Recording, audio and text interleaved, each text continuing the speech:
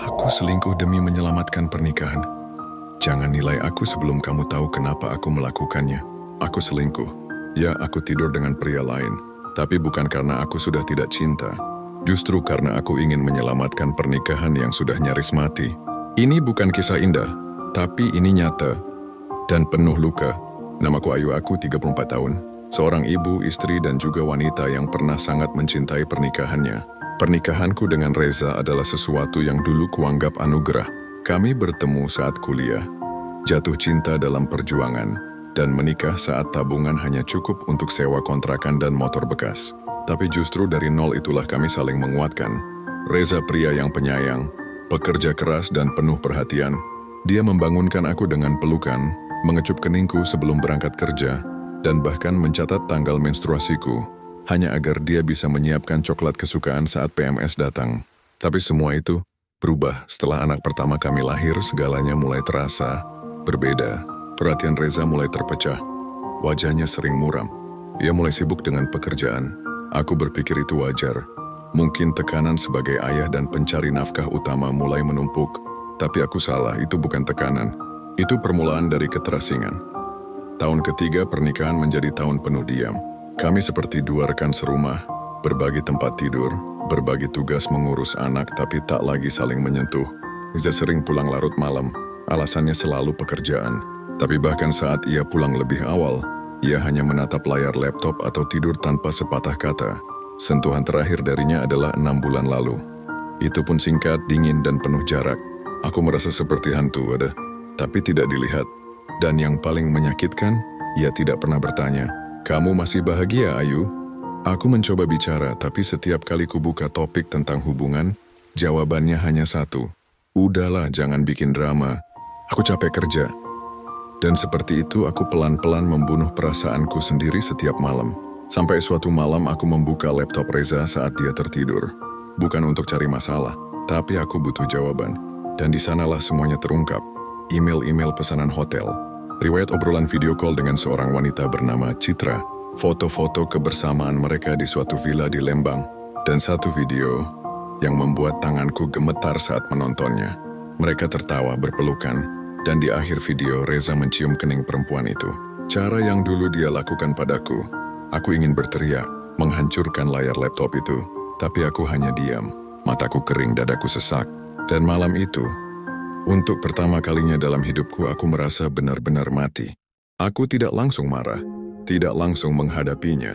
Aku tahu kalau aku hanya melampiaskan emosi, dia akan menganggapku cengeng seperti biasa.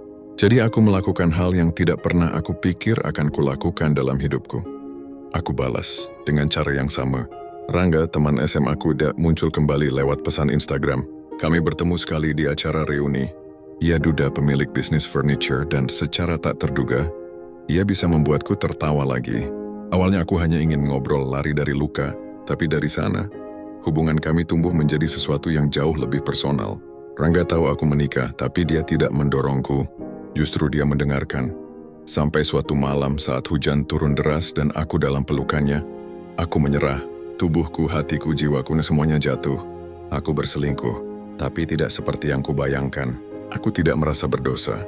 Justru aku merasa hidup kembali. Untuk pertama kalinya dalam bertahun-tahun, ada seseorang yang memandangku dengan kagum, yang menyentuhku dengan rindu, yang menyebut namaku seperti aku masih berarti. Aku tahu ini tak bisa disembunyikan lama-lama. Reza akhirnya mencium gelagatku. Dan ketika dia tahu, reaksinya mengejutkan. Marah besar, tapi juga panik. "Apa kamu tidur sama dia?" Tanyanya dengan mata merah. Aku tidak menjawab, tapi diamku sudah cukup sebagai jawaban. Dan untuk pertama kalinya Reza menangis di hadapanku. Bukan karena aku selingkuh, tapi karena egonya hancur. "Kenapa, Ayu? Kita punya anak, kita punya rumah." Dan aku hanya berkata, "Kamu lebih dulu pergi dariku. Aku hanya mengejar diriku yang hilang." 2 hari kemudian Reza meninggalkan rumah dan tinggal di apartemen kantor. Anak kami bingung, aku nyaris gila. Dan Rangga menawarkan aku sebuah opsi, tinggal bersamanya, tapi aku menolak. Karena bagaimanapun pernikahanku belum selesai. Hatiku belum selesai.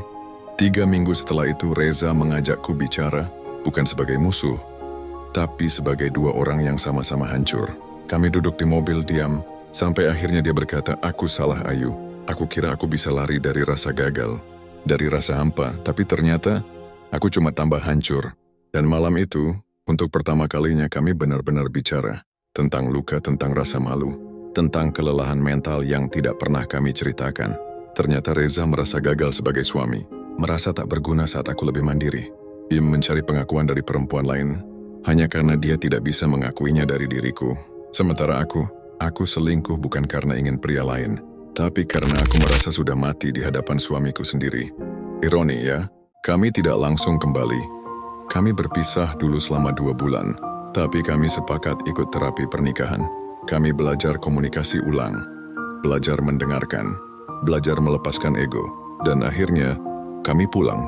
Kami menghapus masa lalu, tapi tidak melupakannya. Kami tidak berjanji jadi sempurna, tapi kami sepakat. Kalau salah satu merasa sepi, bilang, jangan cari pelarian. Kini pernikahan kami bukan pernikahan impian, tapi kami tahu satu hal, cinta itu bukan tentang kesetiaan yang tanpa cacat, tapi tentang memilih satu sama lain. Bahkan setelah jatuh, hancur, dan berdarah-darah, aku tahu kamu akan menghakimiku dan itu hakmu, tapi jangan pernah bilang kamu tahu rasanya. Sebelum kamu duduk di tempatku, aku selingkuh, bukan karena tak cinta, tapi justru karena aku ingin cinta itu bertahan. Kalau kamu suka cerita ini, jangan lupa klik tombol subscribe dan aktifkan loncengnya. Di channel ini, kamu akan menemukan kisah-kisah cinta yang tak biasa. Kisah tentang kesalahan, luka, pengkhianatan, dan kesempatan kedua. Karena cinta kadang harus menyentuh neraka dulu sebelum bisa sampai surga.